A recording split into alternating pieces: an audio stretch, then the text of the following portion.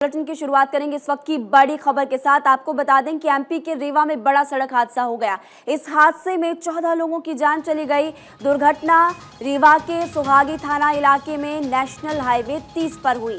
बस और ट्रक के बीच टक्कर इतनी जबरदस्त थी कि 60 लोग घायल हो गए। मौके पर राहत और बचाव कार्य जारी है। एसडीओपी समेत कई थानों की पुलिस मौके पर मौजूद, घायलों को अस्पताल पहुंचाया जा रहा है। ये बस रीवा से यूपी के प्रयागराज जा रही थी। एमपी के रीवा में भीषण सड़क हादसा हो गया। आप देखिए, सड़क हादसा हुआ तो किस तरह से अफरा तफरी वहां पर मच गई। 14 लोगों की जान जा चुकी है अब तक, 60 लोग घायल। राहत और बचाव कार्य अभी भी जारी। संवाददाता सुशील चतुर्वेदी इस खबर पर ज्यादा जानकारी देंगे। सुशील, राहत बचाव कार्य अभी भी जारी है। फिलहाल आप इस पूरी खबर को लेकर जानकारी दीजिए कि कब यह हादसा हुआ और अभी क्या चल रहा है। महिमा बता दें, अभी ये सबसे बड़ी खबर है जो सबसे पहले भारत 24 इस खबर को फ्लश कर रहा है। और जिस तरीके से ये बड़ी घटना मध्य प्रदेश के रीवा में सुहागी पहाड़ पे हुई है, NH 30 पे हुई है, और जो जानकारी सामने निकल के आई है उस पे 14 लोगों की मौत हो गई है महिमा, और लगभग 60 से अधिक लोग घायल हैं, जिन्हें रीवा के संजय गांधी अस्पताल में भर्ती कराया गया। उनका इलाज चल रहा है। और जिस तरीके से पूरी घटना हुई है, जानकारी के अनुसार ये बस जो है यो यूपी प्रयागराज जा रही थी। तभी तेज गति बस जो चालक है वो अपना अनियंत्रण खो बैठा और जाकर खड़े ट्रक पर भिड़ा है महिमा।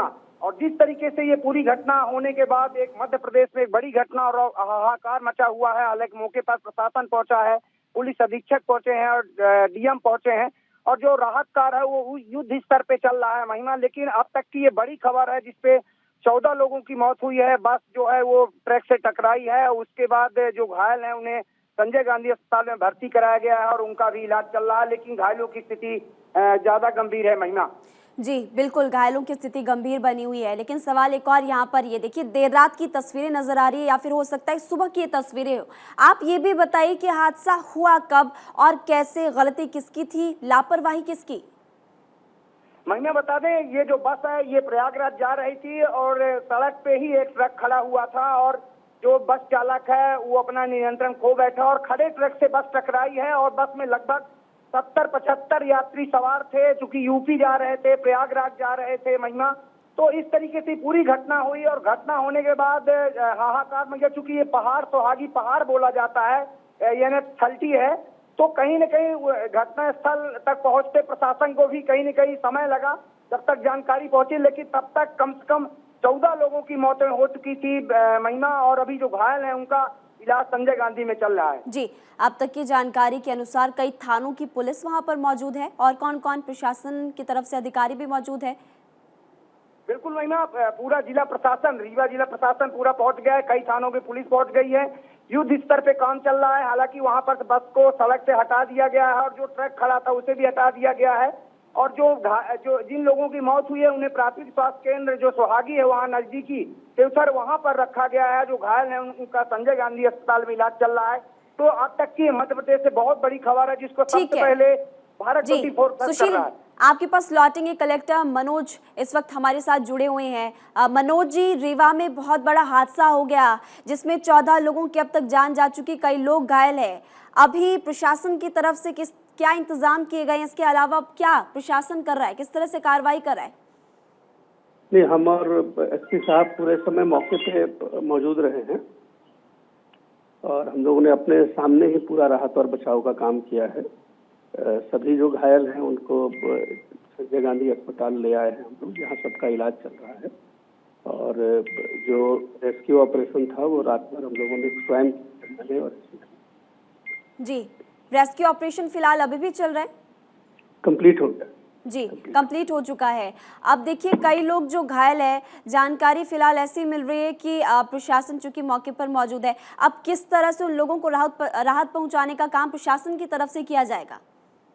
सभी का इलाज चल रहा है और जो लोगों को उनके घर पहुंचाना था वो पहुंचाया जा चुका है। और आज घायलों में से जिन लोगों की छुट्टी होगी उनको भी उनके घर पहुंचाने का काम किया जा रहा है। जी, शुक्रिया आपका। भारत 24 के साथ जुड़ने के लिए। तो फिलहाल आपको बता दें कि रेस्क्यू ऑपरेशन फिलहाल खत्म हो चुका है। कलेक्टर हमारे साथ जुड़े हुए थे और अभी जो लोग घायल हैं उनको अस्पताल पहुंचाया गया है, उनका इलाज फिलहाल चल रहा है। सुशील हमारे साथ लगातार हमारे संवाददाता बने हुए हैं। सुशील, हमारे साथ कलेक्टर जुड़े हुए थे, उनकी तरफ से जानकारी दी गई कि राहत बचाव कार्य फिलहाल खत्म हो चुका है। अब अस्पताल में लोगों को सेवाएं दी जा रही ताकि वो जल्दी से जल्दी स्वस्थ हो सके या फिर वो जल्दी से जल्दी ठीक हो सके। सुशील। बिल्कुल महिमा, चूंकि राहत कार्य जो बचा है वो जिस तरीके से कलेक्टर से बात हुई और खत्म हो चुका है, जो घायल हैं उनका इलाज चल रहा है और जो जैसी जिसकी गंभीर स्थिति है उस हिसाब से उनका इलाज चल रहा है और उनको छुट्टी देने का भी कहीं न कहीं कार्य किया जाएगा। लेकिन बड़ा सवाल है कि आखिर नेशनल हाईवे 30 पे किस तरीके से वाहन खड़े होते हैं, जबकि वाहन खड़ा होने का कोई भी प्रावधान नहीं है कि हाईवे पे कोई वाहन नहीं खड़ा होगा। अगर इस तरीके से ये घटना हुई है तो इसकी न्यायिक जांच भी होनी चाहिए, आखिर कौन दोषी है और नेशनल हाईवे पे वाहन क्यों खड़े रहे महिमा। अब ये बड़ा सवाल है क्योंकि 14 लोगों की जान चली गई है और 14 लोगों की जान जाने के बाद अब ये देखना होगा कि प्रशासन हाईवे पे किस तरीके से कार्रवाई करता है और जो वाहन खड़े होते हैं आए दिन दुर्घटना के कारण बनते हैं महिमा, तो कहीं न कहीं प्रशासन के लिए अब बड़ी चुनौती है। घटना तो हो गई है महिमा। जी ठीक है। सुशील, एक सवाल यहाँ पर ये भी है, क्या सरकार की तरफ से अभी तक किसी मुआवजे का ऐलान किया गया? मैं बता दें कि घटना के बाद अब चूंकि एक आंकड़ा सामने आ गया है कि 14 लोगों की मौत हो गई, तो निश्चित तौर पर चूंकि प्रदेश के मुख्यमंत्री शिवराज सिंह चौहान है, काफी संवेदनशील मुख्यमंत्री हैं और जिस तरीके से घटना हुई है तो निश्चित तौर पे कोई बड़ी राहत रात की घोषणा भी की जाएगी। अभी तक की तो कोई घोषणा नहीं की गई है, लेकिन बड़ी राहत रात की घोषणा की जाएगी। लेकिन एक जिनका परिवार उजड़ गया इस पूरी घटना में, तो अब किस तरीके से सहानुभूति मिलती है सरकार की, अब ये देखने वाली बात होगी। जी सुशील, हम आजकल ये देखते हैं कि देखिए अब मौसम भी चूंकि बदल रहा है और सुबह के समय धुंध भी होती है और उसके बावजूद भी कुछ ड्राइवर्स होते हैं या फिर बस चालक होते हैं या फिर ट्रक चालक होते हैं, वो ओवर स्पीड में गाड़ी चलाते हैं। ज़रूरत यहाँ पर पुलिस प्रशासन या फिर ट्रैफिक पुलिस को ये भी करनी चाहिए कि एडवाइजरी जारी करें और जो ओवर स्पीड में गाड़ी चलाते हैं उन पर भी कार्रवाई होनी चाहिए। महिमा, बड़ा सवाल ये है कि चूंकि हाईवे होता है और हाईवे की एक स्पीड होती है, किस स्पीड पे ही वाहन निकलेंगे और जिस गति से बस स्पीड थी, ऐसा माना जा रहा है कि वो ड्राइवर है वो उसने अपना अनियंत्रण खो दिया और उसी के चलते वो खड़े ट्रक से टकराई है। पर सवाल ये है कि हाईवे पे आखिर ट्रक क्यों खड़ा था, हाईवे से किनारे ट्रक क्यों नहीं खड़ा था, ये बड़ा सवाल है जी। तो कहीं न कहीं जिस तरीके से बस की लापरवाही, ड्राइवर की लापरवाही के कारण ये घटना हुई है, अब ये जांच के बाद ही पता चलेगा महिमा। बिल्कुल, जांच के बाद पता चल पाएगा। आप फिलहाल इस खबर पर नजर बनाकर रखिएगा, आपसे आगे भी अपडेट लेंगे। जानकारी देने के लिए शुक्रिया सुशील। राहत बचाव कार्य फिलहाल खत्म हो चुका है।